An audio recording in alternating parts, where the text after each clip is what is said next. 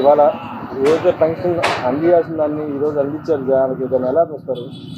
ఏమండి, ప్రతి ఇంటికి తెల్లవారుజామున 5 గంటలకి తలుపు కొట్టి పెన్షన్ ఇస్తుంటే మేము ఇంకా నిద్ర కూడా లేగలేదు. అప్పుడే మా ఇంటికి నారా చంద్రబాబు నాయుడు గారు ప్రభుత్వం వచ్చిన తర్వాత తలుపు కొట్టి మరీ పెన్షన్ ఇస్తున్నారని చెప్పి ప్రజలందరూ హర్షం వ్యక్తం చేస్తున్నారు ఈ రోజున. మరి ఆ రోజున జగన్మోహన్ రెడ్డి గారు ప్రభుత్వంలో పెన్షన్ ఇవ్వాల్సి వచ్చిందని చెప్పి పెన్షన్లన్నీ తీసేశారండి అని చెప్పి వాళ్ళు కూడా ఇప్పుడు వచ్చి వాపోతా ఉన్నారు ప్రజలు ఇవాళ. ఎందుకనంటే పెన్షన్ ఇచ్చే దారులను చూసి మావి తీసేశాడే జగన్మోహన్ రెడ్డి అని చెప్పి వాళ్ళు బాధపడతా ఉన్నారు. మరి జగన్మోహన్ రెడ్డి ప్రభుత్వంలో అప్పులు కుప్పలుగా తీసుకొచ్చి ప్రభుత్వ ఆస్తులన్నీ తాకట్లు పెట్టి మరి అన్నీ చేసి నేను పెన్షన్ ఇచ్చాను, నేను పెన్షన్ తీసేసి ఇస్తాం పెద్ద గొప్ప కాదండి. ఇవాళ నారా చంద్రబాబు నాయుడు గారు ఉదయం 8 గంటలకల్లా 65 లక్షల పెన్షన్లో మరి 80% పూర్తి చేసిన ఘనత మరి నారా చంద్రబాబు నాయుడు గారిది అని మేము చెప్తా ఉన్నాం. గత నెల 7,000 ఇచ్చారు. ఆ 7,000 తీసుకున్నప్పుడు కూడా చాలా సంతోషం వ్యక్తం చేశారు. ఇవాళ 4,000 తీసుకున్నప్పుడు కూడా చాలా సంతోషం వ్యక్తం చేశారు. నారా చంద్రబాబు నాయుడు గారికి మేము కృతజ్ఞత చెప్పలేకపోయినా మీరన్నా చెప్పండి అని చెప్పి మాతో చెప్పిన వాళ్ళు చాలా మంది ఉన్నారండి. అదేవిధంగా నిన్న ఆరోగ్యశ్రీ కార్డు మరి ఈ ప్రభుత్వంలో ఆరోగ్యశ్రీ కార్డు ఎత్తేసారు అని చెప్పండి ఒక మాట మాట్లాడుతూ ఉన్నారు.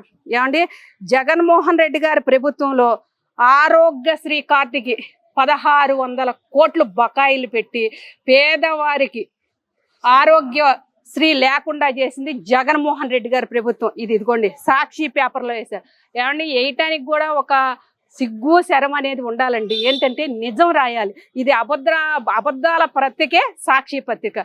ఎందుకనంటే ఈ నారా చంద్రబాబు నాయుడు గారు వచ్చిన తర్వాత 1,600 కోట్లు బకాయిలు పెట్టారా హాస్పిటల్కి అని చెప్పి మేము అడుగుతా ఉన్నాం.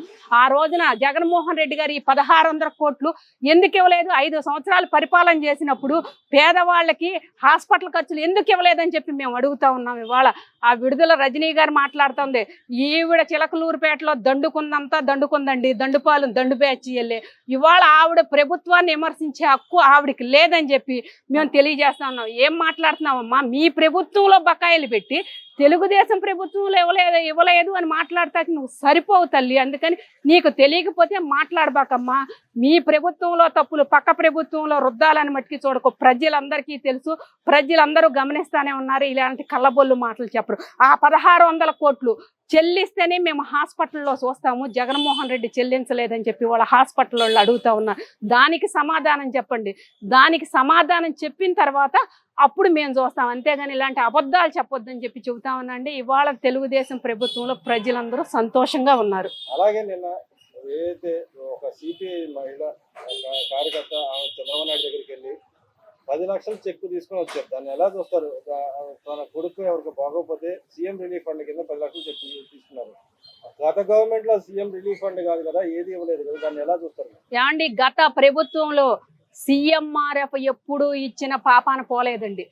వాళ్ళ బాధలు నారా చంద్రబాబు నాయుడు గారికి ఎవరికైనా ఆరోగ్యం బాగోకపోతే సీఎంఆర్ఎఫ్కి వెళ్తారండి. పెట్టుకోలేని పరిస్థితి ఉంటేనే వెళ్తారు. బాగుంటే లేకపోతే మేము చూపించుకునే ఓపిక ఉంటే ఎవరో ప్రభుత్వం దగ్గరికి వెళ్ళాలి. అలాగే ఆవిడ వెళ్తేనండి ఎమ్మటే 10 లక్షలు చెక్ ఇచ్చారు. అది చంద్రబాబు నాయుడు గారు పరిపాలన, చంద్రబాబు నాయుడు గారి వ్యక్తిత్వం. అదే జగన్మోహన్ రెడ్డి గారు ఉండగా ఎప్పుడన్నా ఎవరన్నా వెళ్ళి ఈ పేదవాడికి 1 లక్ష రూపాయలు ఇచ్చాము వాళ్ళ ప్రభుత్వంలో చూపించమని చెప్పండి. లోకేష్ గారు ప్రజా దర్బారు పెడుతుంటే కోకొల్లాలుగా సమస్యలు. వాళ్ళ గత ప్రభుత్వంలో భూ కబ్జాల కాడ్నించి మరి ఉద్యోగస్తుల కాడ్నించి పెన్షన్ల కాడ్నించి అన్ని సమస్యలు లోకేష్ బాబు దగ్గరికి తీసుకెళ్తుంటే అన్ని పరిష్కరిస్తుంటే అది చూడలేక వాళ్ళ ప్రభుత్వం అధికారం పోయిన తర్వాత, వైసీపీ ప్రభుత్వం పోయిన తర్వాత తన ఇంట్లో మరి జగన్మోహన్ రెడ్డి గారు క్యాంపు కార్యాలయం ఒకటి పెట్టాడండి. ఎందుకు పనికిరాని క్యాంపు కార్యాలయం ఎన్నిసార్లు పెడితే ఉపయోగం ఉందండి అంటే గత 5 సంవత్సరాలు మట్టి ప్రజల సమస్యలు తెలియవని జగన్మోహన్ రెడ్డి గారిని అడుగుతున్నాం. అదే క్యాంపు కార్యాలయం గత 5 సంవత్సరాలు తను ముఖ్యమంత్రిగా ఉన్నప్పుడు పెట్టినట్టయితే అప్పుడు బాగుండేది కదండి. అంటే అధికారం పోయిన తర్వాత ఆ వచ్చిన వాళ్ళల్లా బాధపడే ప్రజలు కాదండి, తను కార్యకర్తలు, తను ఎమ్మెల్యేల పక్కన తిరిగిన కార్యకర్తలే వచ్చి ఇస్తున్నట్టు నటిస్తున్నారంటే ఇంకా నటించే దగ్గరే ఉన్నారని జగన్మోహన్ రెడ్డి గారు అంటున్నారు. లేడు, బెంగళూరులో ఉన్నారని అంటున్నారు కదా. బెంగళూరు నుంచి వచ్చారు, మరి రాకపోతే ఆయన మరి ప్రజల సమస్యలు తెలుసుకుంటున్నారు, ప్రజా దర్బారాన్ని ఎట్లా చూపిస్తారండి బెంగళూరు? ఆయన బెంగళూరు వెళ్ళటం ఎంతసేపు, రావటం ఎంతసేపు అండి? మరి ఆ బెంగళూరులో ఎవరు కుంపలు కూలుస్తాకి వెళ్తున్నాడో మరి మనకు తెలియదు. ఇక రాబోయే రోజుల్లో కూడా జగన్మోహన్ రెడ్డిని నమ్మే ఆలోచన ఎవరికి లేదని చెప్పి చెబుతా ఉన్నామండి. ఇలాంటి ప్రజా దర్బాలు జగన్మోహన్ రెడ్డికి సూట్ అవ్వో, పెట్టమాకండి అని కూడా మేము తెలియజేస్తా ఉన్నాం. అసెంబ్లీకి రానంటున్నాడు, దాన్ని ఎలా చూస్తారు? అసెంబ్లీకి రాని వ్యక్తి పులివెందర్లో ఎమ్మెల్యేగా గెలిచి ఎందుకండి ప్రజల్ని ఇబ్బంది పెట్టడం? ఆ ప్రజలు జగన్మోహన్ రెడ్డిని ఎన్నుకున్నది ప్రజా సమస్యల మీద. అలాంటి ప్రజా సమస్యల మీద అసెంబ్లీకి రాని వ్యక్తి ఎందుకు? ఎందుకనంటే ఆయనకు అసెంబ్లీకి ఏ రోజున వచ్చాడు కనుక ఆయన ప్రజల పక్షాన ఉంటాక అసెంబ్లీగా గెలవలేదండి. ఈ రాష్ట్రాన్ని దోచుకోవడానికి దాచుకోవడానికి మళ్ళీ వైసీపీ ప్రభుత్వం వచ్చిద్దేమోనని ఏమన్నా ఆలోచన పడ్డాడేమో కానీ ప్రజల పక్షాన మట్టికి రాలేదు. జగన్మోహన్ రెడ్డి గారు ఏమని వస్తాడండి? ఈ ప్రభుత్వం వేసే ఆ ప్రభుత్వంలో అవినీతి పనులు అడుగుతుంటే ఏమని సమాధానం చెప్తాడు? అందుకనే రాడండి జగన్మోహన్ రెడ్డి. ఎంత వచ్చిందమ్మా మీకు ఈ రోజు? 4,000 ఇచ్చారు. అంతకుముందు ఎంత వచ్చిందమ్మా? 7,000 ఇచ్చారండి. ఎందుకు ఆ డిఫరెన్స్ ఎందుకు ఇచ్చారంటావు? పెంచిన కాడ నుంచి నెల 3 నెలలు అయ్యి 4,000 మొత్తం కలిపి 7,000 ఇచ్చారు. పోయినసారి 7,000 ఇచ్చారు, ఈసారి 4,000. 4,000 ఇచ్చారు. కలెక్టర్ గారు ఇచ్చారు కదా, ఎలా అనిపించింది నీకు? సంతోషంగా ఉంది.